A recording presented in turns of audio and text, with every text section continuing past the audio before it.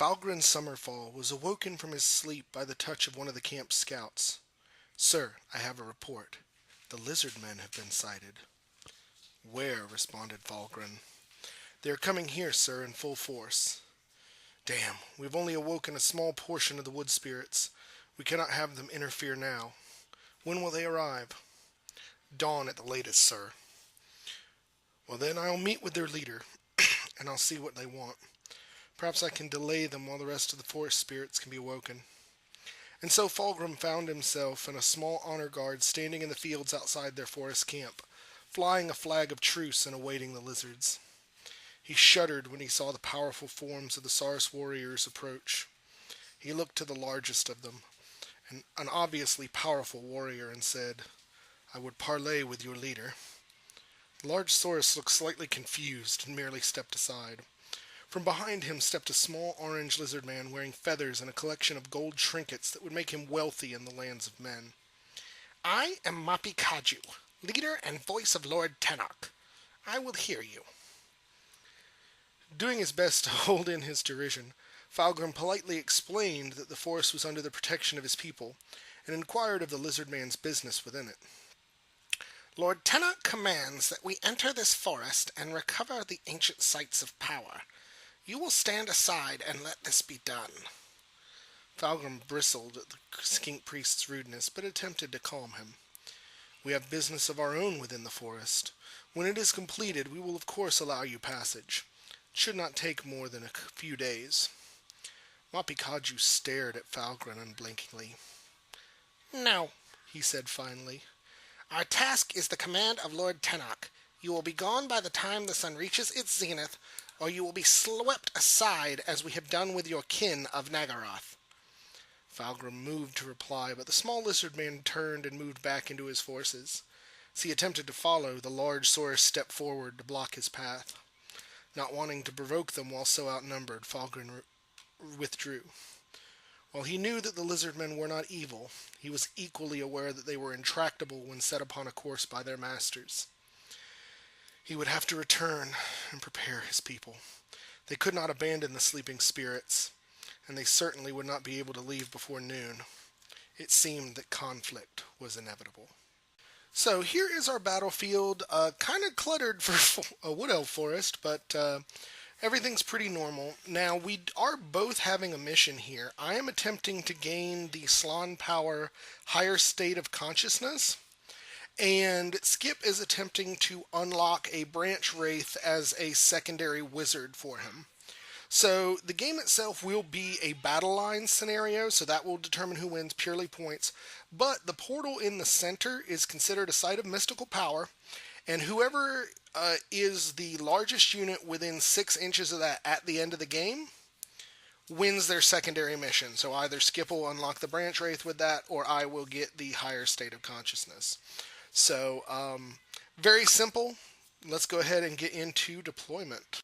Okay, so with the Wood Elves, we have in the forest is a unit of Eternal Guard with his general in there, the Glade Captain. Outside of the forest is a unit of War Dancers. Now, we kind of screwed up here. Skip has the opportunity to drop his forest that he gets for the Wood Elves and either pick what it is, but not be able to loot it for gold for the campaign, or have it be mysterious and be able to loot it. So he chose to make it mysterious and rolled a 3, which is the Blood Florist. And that's the one where if you throw magic in or out of it, it hits you and moves on. When we rolled that, we got it confused with the one that automatically hits you. And so because of that, Skip made some, well, frankly made a bad move that he frankly should not have had to have made. So absolutely mea culpa on that one. We screwed that up pretty royally. And then over here on my flank, he brings in a unit of 10 Way Watchers with a Way Stalker in it. Those are the guys that can like snipe and do some crazy stuff. And then back here, waiting to ambush in, is his Regiment of Renown, the Arrows of Anath. They are a 10-man strong Glade Rider unit that has devastating charge due to being a Regiment of Renown. And from left to right, I have a unit of 32 Saurus warriors with spears, standard and musician. With them is Gorokoth, my general, Scarvet, who has the Stegodon Helm of Itza that I bought with gold after last game. And there's also a second Scarvet who is serving as my battle standard bearer, and he has a halberd. Next to that is my Troglodon. And then I have 15 skink skirmishers with blowguns. And then here you can see I have a unit of 5 chameleon skinks that have scouted 12 inches off of his scouts to work as sort of an anti-scout group. So we get started, and the Wood Elves gain first turn.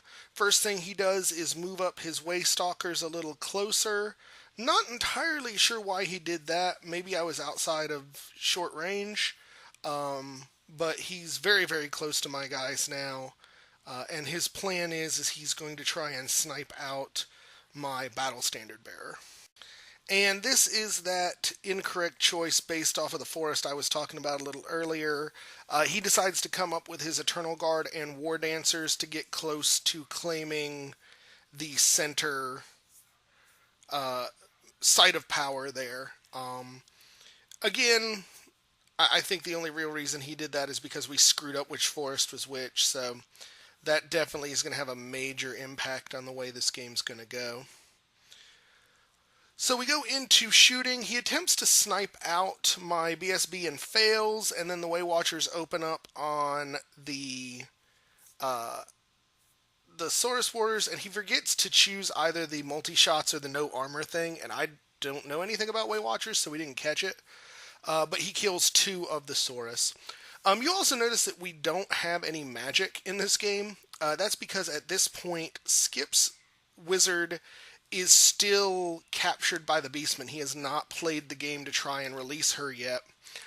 And I decided to take that opportunity to not bring my wizard so that I could fit in the Troglodon and the Chameleon Skinks and the extra Scarvet and just play around a little and see what I could come up with.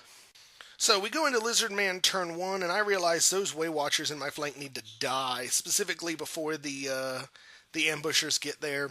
So Chameleon Skinks come up from behind, the Skink Skirmishers move around, all skirmishy style, to get in front of them, and the Troglodon essentially stands behind them to get ready to spit. I want to throw as much shooting as I can here, and you can see the big old Brachiosaurus is going to mix it up with his Eternal Guard. And then we go to shooting, and my skinks just open up. I killed... here's the weird thing. So I killed everything but one Waywatcher and the Waystalker with shooting. They panic, run. They end up clipping through the edge of the Chameleon Skinks, and so the one Waywatcher remaining, or the Waystalker, whichever one is not the unit, or not the character, he fails a dangerous terrain test and dies, so the character is there by himself. So then you can see here we go into Wood Elf turn 2, and his Waystalker fails to rally and runs off the board. Oh boy. Definitely not going well for Skip early on in this game. And his stuff in the middle here just kind of backs up a little bit. He's not really interested in running into me.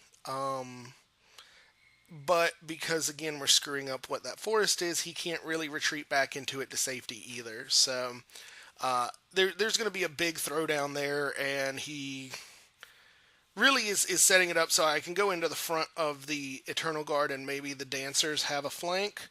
So we'll see how that goes. And then the arrows of Aneth come on and decide that for some reason they are terrified of the Troglodon, so they move up, so they're going to start shooting at him. And then during shooting, he changes his mind and decides rather than shooting at the Trog, he's going to try and get rid of some of the Skinks. These Glade guys have the no penalties to movement, or no penalties for shooting, and so there's really no defense that the Skinks have, and 5 of them die. But I am still just barely within the 12-inch bubble of leadership, and I'm not panicking. So we go into Lizardman 2.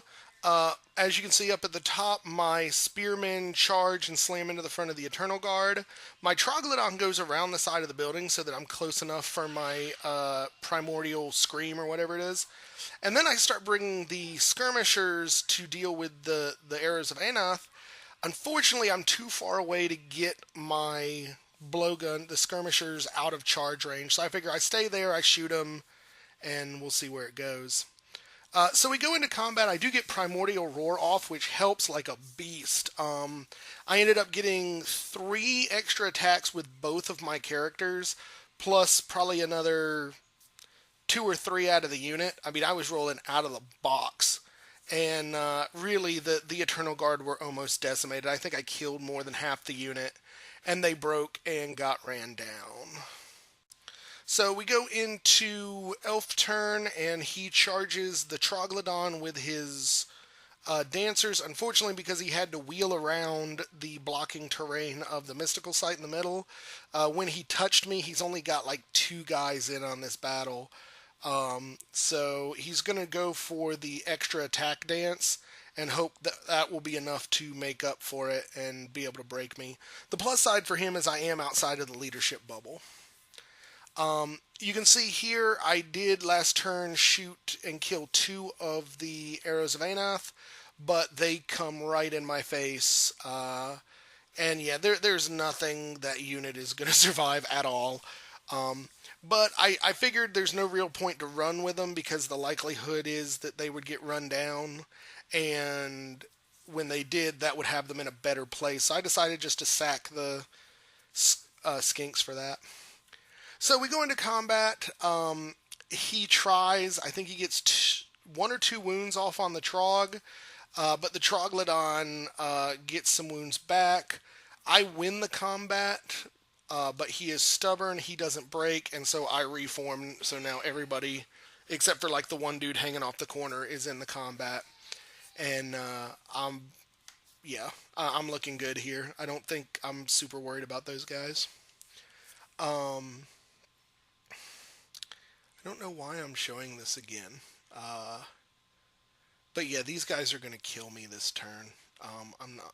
I guess I took a picture before the combat, but that makes no sense. Yep, and here is the after combat. So he kills all but one of the skinks. That skink turns around and kills one of the Glade Riders, and he decides to reform facing away because he's realized he's lost this battle by this point. So his last hope is to run into the forest that's on the right side of this picture and loot it for gold, and then basically play the avoidance game so that he can get something out of this game, and get some gold pieces for the campaign. So we go into my turn. My big brick swift reforms and comes out of the forest, heading straight for the back end of those dancers. And my skinks run up to harass the arrows of Anath for a little bit more.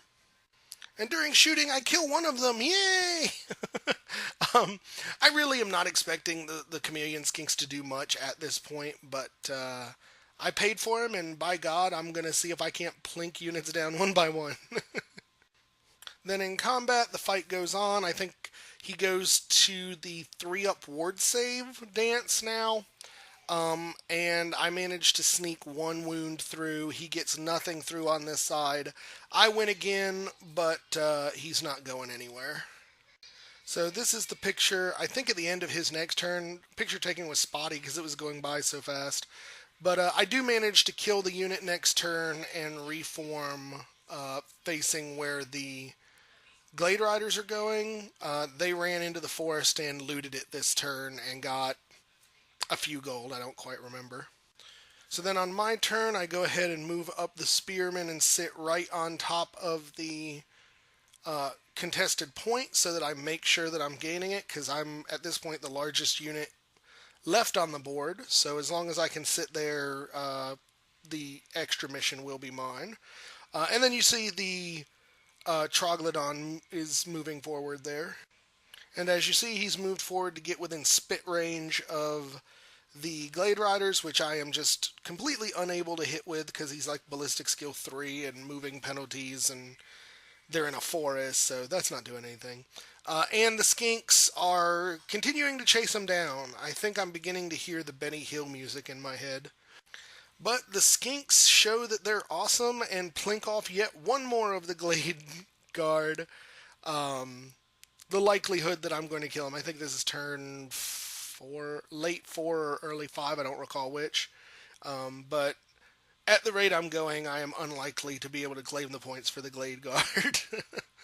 So on his turn, he runs the Glade Guard the hell away and turns them to face so that they can take shots at the Troglodon again. He definitely wants those points. And he fails to get them, so we go into my turn. I move these skinks into the edge of the forest so they can loot.